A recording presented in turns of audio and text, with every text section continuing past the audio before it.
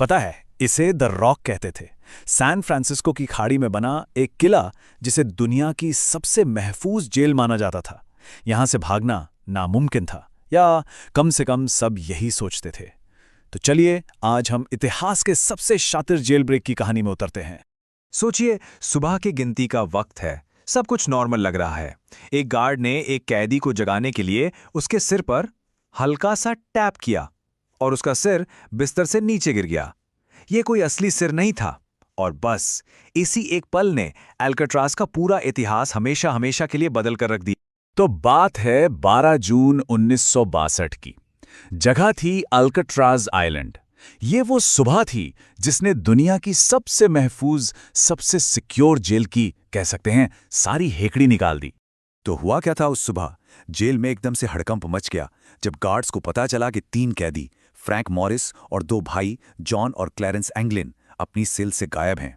और उनकी जगह, अरे उनके बिस्तरों पर रखे थे कागज से बने नकली सिर, और इतने असली कि उन्होंने पूरी रात गार्ड्स को बेवकूफ बनाए रखा।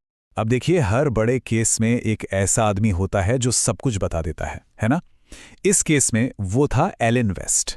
वो भी इस प्लान का चौथा मेंबर था, पर बेचारा भाग नहीं पाया, और जब पकड़ा गया तो बस उसने जांच करने वालों के सामने इस पूरे हैरत अंगेज प्लान का एक एक राज खोल कर रख दिया।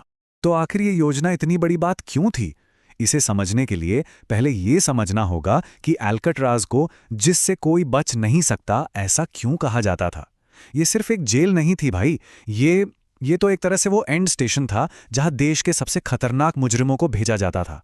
मतलब यहां आने का मतलब था कि अब तुम कभी बाहर नहीं जा पाओगे। जरा सोचिए, चारों तरफ ऊंची ऊंची दीवारें, 20 फुट ऊंची फेंसिंग और उसके ऊपर कांटेदार तार, 6 वॉच टावर्स जहां हर वक्त भारी हथियारों वाले गार्ड्स की नजर रहती थी। और मान लो कोई इन सबसे बच भी गया तो सामने था सैन फ्रांसिस्को की खाड़ी का बर्फीला तूफानी पानी। यहां से भागने की सोचना भी एक तरह से सुसाइड करने जैसा था। तो कौन थे वो लोग जिन्होंने इस नामुमकिन काम को करने की हिम्मत की? सबसे पहले फ्रैंक मॉरिस। सिर्फ 13 साल की उम्र से जुर्म की दुनिया में, लेकिन दिमाग कमाल का था। उसे ना जेल सिस्टम का हुडीनी कहते थे। क्यों? क्योंकि वो भागने में माहिर था। और उसके साथ थे एंगलिन ब्रदर्स, जॉन और क्लैरेंस। इन्हें तो अल्काट्राज भेजा ही इसलिए गया था क्योंकि ये दूसरी जेलों से भी भागने की कोशिश कर चुके थे।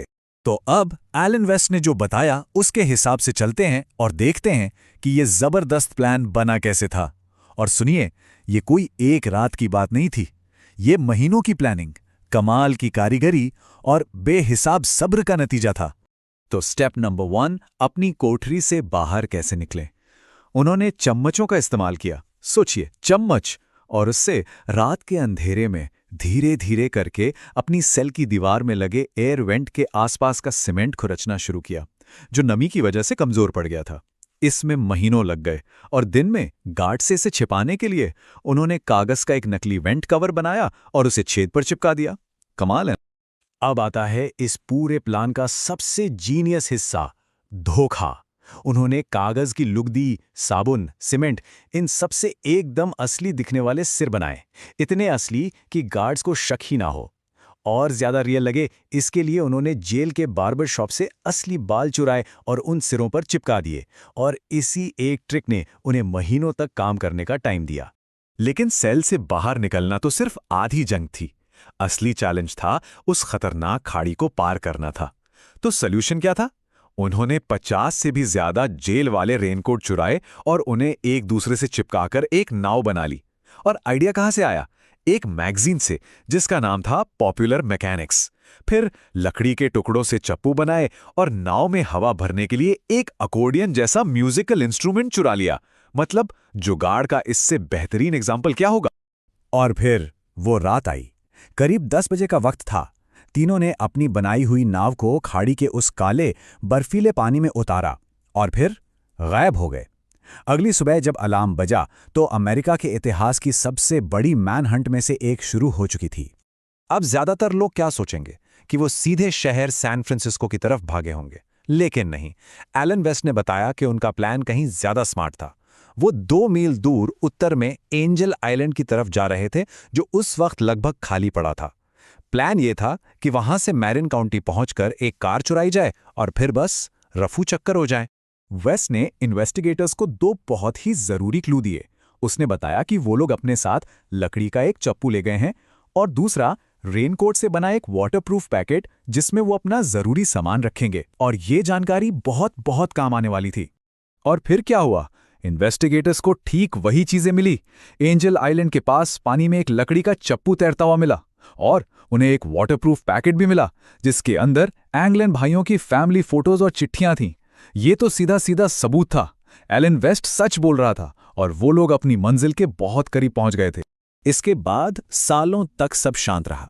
FBI ने भी ऑफिशियली मान लिया कि तीनों उस खाड़ी में डूब गए। Case closed. लेकिन कहते हैं ना, सच कभी कभी बस सही वक्त का इंतजार करता है। और फिर दशकों बाद कुछ ऐसी नई जानकारी सामने आई जिसने इस ठंडे केस में दोबारा जान डाल दी।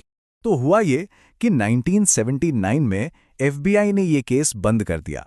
लेकिन फिर 2003 में एक US मार्शल माइकल डाइक को लगा कि यार, इस कहानी में अभी भी कुछ बाकी है। उन्होंने वो धूल खा रही पुरानी फाइलें फिर से खोलीं, इस उम्मीद में कि शायद कोई छोटा सा सुराग छूट गया। और उन्हें जो मिला वो हैरान करने वाला था। पुलिस रिकॉर्ड्स में उन्हें पता चला कि जिस रात वो भागे थे, ठीक उसी रात मैरिन काउंटी से एक नीली शेवरले कार चोरी हुई थी। याद है वेस्ट का प्लान? एंजल आइलैंड, फिर मैरिन काउंटी, फिर कार चोरी। फिर एक चश्मदीद गवाह मिला जिसने 3 लोगों को उस कार में देखा था। और कहानी यहीं खत्म नहीं हुई।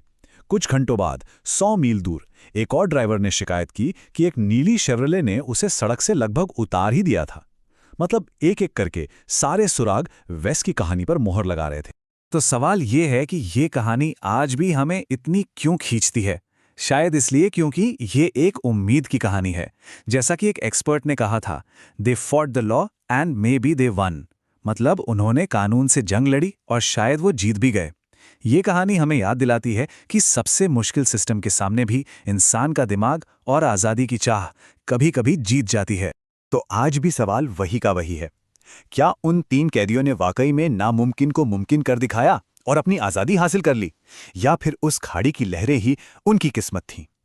देखिए, कोई बॉडी कभी नहीं मिली, कोई पक्का सबूत नहीं मिला, और शायद यही बात इस कहानी को हमेशा जिंदा रखती है। ये एक ऐसा राज है जिसका जवाब शायद हमें कभी नहीं मिलेगा।